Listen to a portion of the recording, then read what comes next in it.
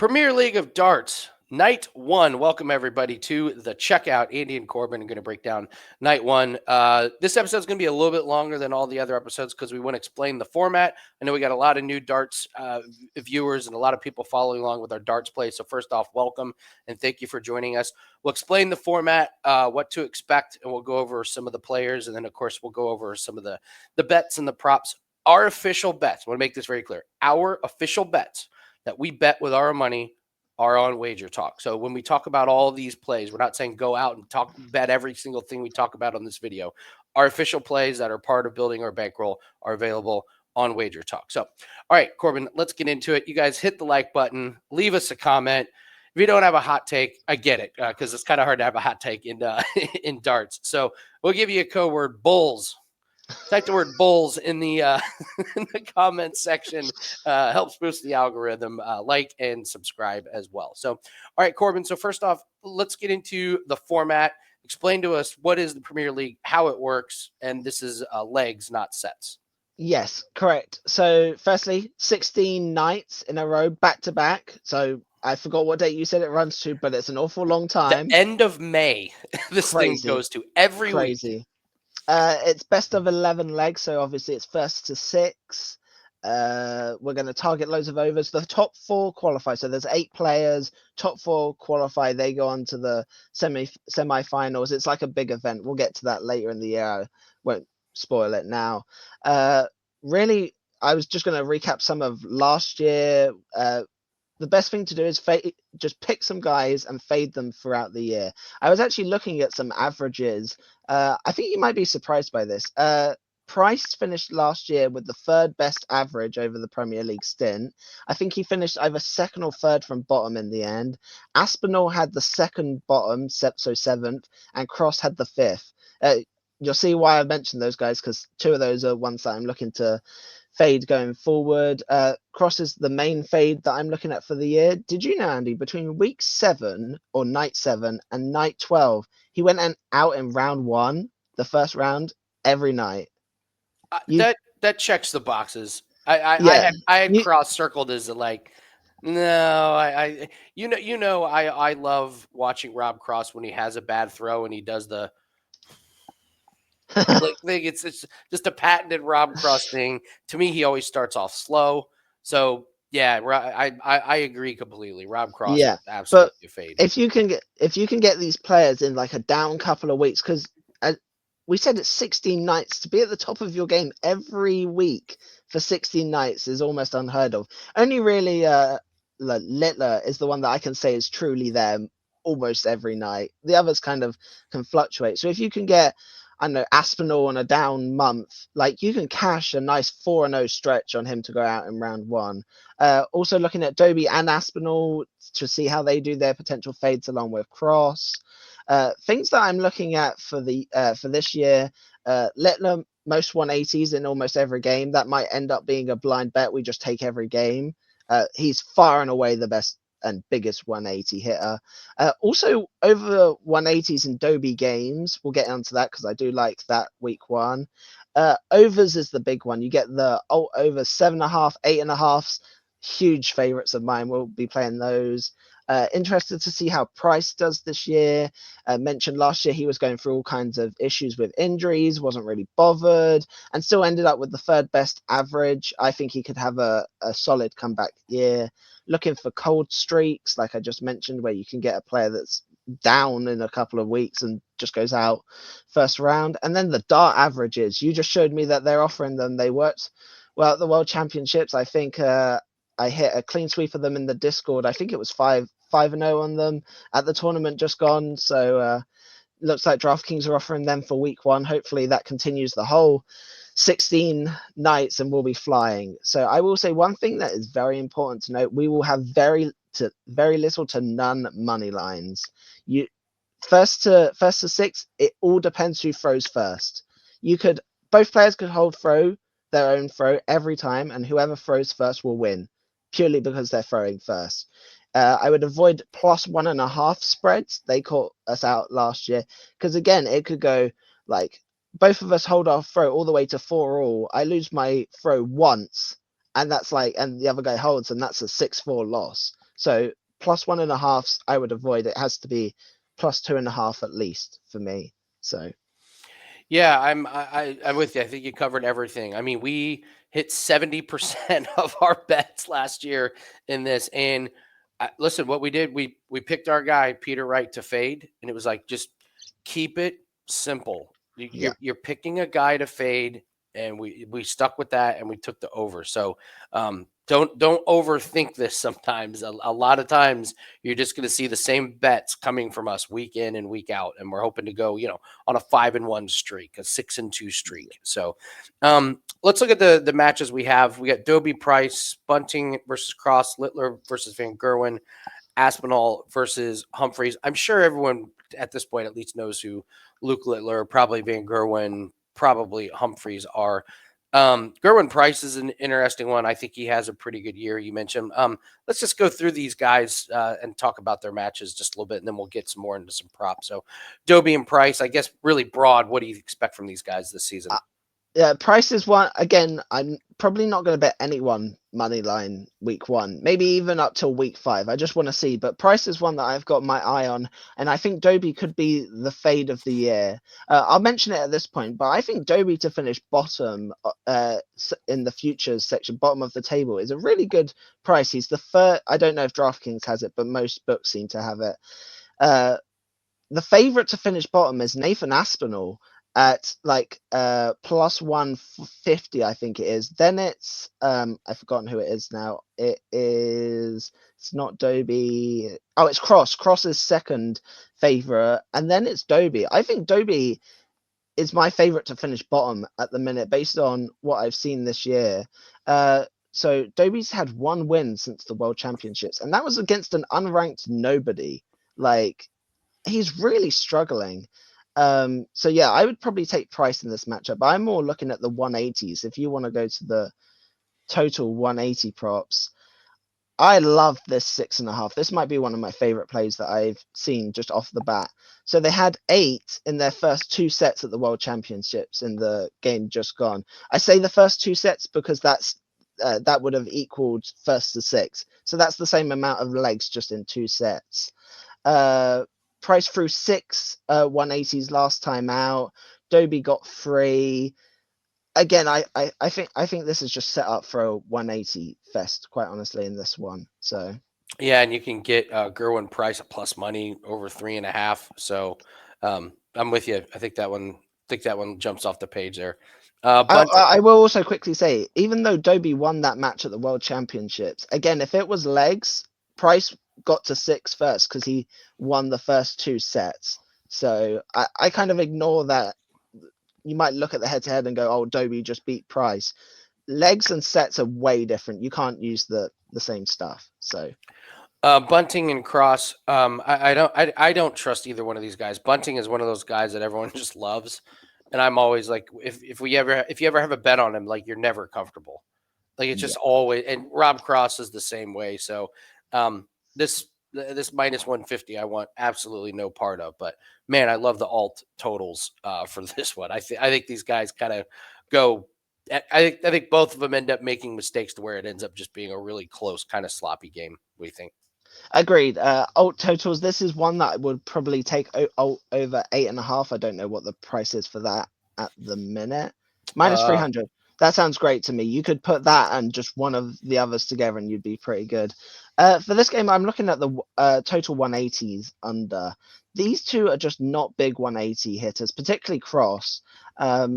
Only had 4 combined in their Dutch Darts Masters final, and that was best of 15 legs. This is like less, and I just don't see them getting there. What is it's 5 and yeah, I don't see them getting to 6. What's Cross's player 180s just on its own? I'm with Oh, you. This one even better. I was looking at Cross. I was like 5.5. I was like, I was like Bunting. If Bunting gets 4, we might Yeah. be in trouble. And then I saw Cross, and I was like, Yeah, I three like the cross 180s on. in this is a lot. Yeah. It's a Yeah, lot. I like that under 2.5. So Up next, Littler and Van Gerwen. I will just bring this up. I went back and looked. Littler only lost 3 times in the first of the night. That you were talking about earlier, like money lines. I'm stunned that he's minus 245 and Humphries is minus 330. Like, of all of them, who should be the favorite every week? Like, who should be the biggest favorite every week in the first? To me, it's Littler. And what's funny about it is the guy that kept beating him, like when he did lose, was Michael Smith, of all Yeah, people, who is, he's got shoulder issues. Um, but if I'm playing any money lines, which I'm not, it's got to be Luke Littler out of all of these. So, but I know you want to. We're probably looking at 180s with this I'm guy. looking at most 180s for Littler. What is it? Yes, Minus mine's 260. I feel like that's one I could just play every single week. Littler is the biggest 180 hitter. Van Gerwen has a tendency to go for, I think I always forget which one it is. It's like treble 19 or treble 18, the one in like the bottom left segment. He hits the first one. If he misses the first one or even gets the first one, he just deviates straight away. If he doesn't hit a 180 within the first leg, he'll just avoid it for the rest of the game pretty much. Littler has MVG's number, 4 straight Littler wins, and most 180s in 3 of those. Some books offer win and most 180s. That is one thing I would love for. I don't know if DraftKings has both of them together, but un- I know some books for sure have it. So unfortunately DraftKings throws in the highest checkout. yeah, Would- I would always avoid the highest checkout. You're I never don't playing match winner, highest checkout, and most never. 180. The highest checkout is Yeah. such a wild card that you just Yeah, you I never know. I know. know for sure. Like Bovada, Bet Rivers, and FanDuel all have win and most 180s. So yeah, that's one thing that I might look out for. So Nathan Aspinall and Luke Humphries. Both these guys are kind of wild cards to me. I will tell you, I've liked the body language of Aspinall a little bit more recently.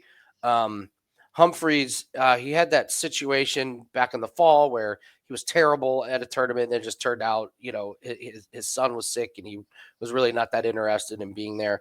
I don't know. I don't think Humphries has enough momentum coming in to be minus 330 uh, against Aspinall. I like the plus 2.5 here. uh, that'd be the only way I would look at playing a spread or a money line in this one. What do you think? for me, this is another one of those just watch and learn from these games. Humphreys is back, averaging nearly 100. He's looked quite good. I think he just won the tournament just gone, if I'm not mistaken. But Aspinall Humphreys is always just so close. Aspinall has that grit, and he can. It's weird. He can average like early 90s, even late 80s, and he just finds a way to just stick around and just clinch those overs. He was the main one for our overs last year. Taking an alt over on Aspinall was just like cha-ching, cha-ching, cha-ching every single week. So definitely one to keep out for. He's one, I forgot which one we had. I think it was Bunting crossed over 8.5. You could take over 7.5 for Aspinall Humphreys, and then you're just one piece away from a play. So that's what I Yeah, would recommend. yeah. I mean, so when I look at Humphreys, when I mentioned that, I didn't think his form looked that good. So he did great at the World Masters. Those were sets. You go back, Exactly. you go back to he got eliminated by Watamena 6-3 in legs, and then you go back to the Bahrain. Bunting beat him 7-6. He beat Aspinall 6-5, so a close one, and then Yeah. he beat that Saeed guy 6-0. But Yeah. that was Yeah. Just kind of discount that straight away. yeah. But his games when it's legs are fairly close. That's why I Yeah. think this 2.5 has some value there to it. So all right, let's take a look at props. Before we get into props real quick, just want to let you guys know 7-day special is still up, $69. It is, we're calling it the biggest week in sports for us, and it starts on Thursday, man. The Live Golf tees off. The PGA Tour event tees off. The Phoenix Open, my one of my favorite golf tournaments of the year. Premier League of Darts starts on Thursday. We still have NBA and NHL. Oh, by the way, a 5% UFC play, and we have all of the Super Bowl. It is action packed, man. So we're running a special for $69. You get all sports. We're on a 45 and 17 run. There's no reason to not take advantage of this 7 days. $69 for the next 7 days is an absolute steal. So number one, the last 2 years, we've been on fire the last couple weeks. So take advantage of that. Join in on all the fun and all the profits. These are all plays that we bet with our own money, and the results show. Investing us is a very, very smart idea. Do yourself and your bankroll a favor and grab that 7-day pass. All right, let's take a look at some of these props. I guess this is the one I always, I sent you. I was like, I'm so glad to have these alt totals in my life. So we figured out that if you just do all the alts of 7.5, it just barely gets you below. Oh, I have something Oh, else. you need to take out the 8.5. Yes, yeah. Second from the bottom. There we go. It gets you to minus 182, which it doesn't sound like a great price. Corbin and I watched every game go over this total except for Peter Wright games last year. Like, Exactly. and I guess the theory of why is this, why is 7.5 good? Like, in my opinion, these guys are buddies. They're coworkers. They don't want to humiliate the other one, and you're alternating. Like, it's just like it's so easy for someone to win 2 games. Like, you have to be awful to get beat 6-1 Yes, in this. you Like, you do. have to be playing terrible, and you have to have like really pissed off your opponent, because we've seen guys like let off the gas if Yeah, they get up like 3-0, 4-0. So we like those. Let's take a look at some of these 180 props. You kind of mentioned these. yeah. Like the total 180s. I I actually like I don't like the 7.5 on Luke Littler and Van Gerwen, because I'm kind of want to focusing on the individual players here with some of the 180. So who are the 180 players that we're looking at targeting, unders or overs? Price, Dobey, and Littler are the three that I'm looking at. So if you get some books do alt 180s, they are money. I won't go through all of them right now because very few books actually have those. Bet365 is one that I know has them. You can get alt 180s on like Dobey to throw like 2. And it's great. You put that with like an over 7.5 and you're rocking. So yeah, they're the three that I was looking at. Again, week one, gonna take it kind of slowly. So we'll wait and see on those. All right, and then we do have to talk about averages, because Oh yeah. I swear the averages were not here last year. Nope. This is new. So all of these plays that we release are on DraftKings. If you have DraftKings, you got to be playing these plays. I'll just be honest with you guys. If you do not have DraftKings, I cannot guarantee that you're going to get all of these plays. A lot of books have them, but you got to have DraftKings. You got to have Bovada. You got to have Bet Rivers. Any one of those, you should be good, or combination, you should be really good. But if you don't have those books, I cannot guarantee that you're going to get all those plays. We just want to be upfront and honest with you about them. So let's talk about the dart averages and why they've been so successful for us.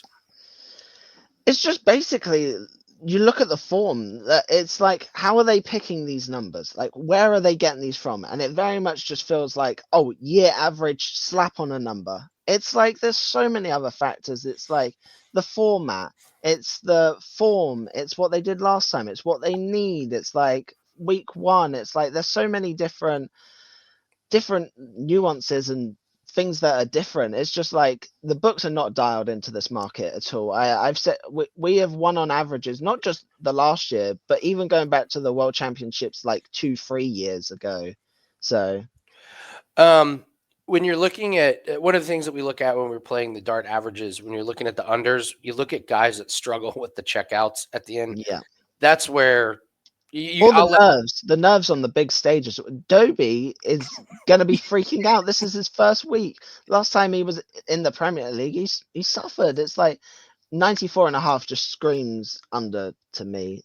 So yes. So what happens is when you get down like to a checkout, let's say you got like 48, and yeah, you flub the throw and you only get 36. That's how you tank an average, like real quick. very quickly, very quickly. So I mean, you can be averaging like 99, and all it takes is a couple of really screwed up checkouts, and all of a sudden you're down to like 91. So when if you're looking at guys to fade, you're looking at guys that struggle with the checkouts. So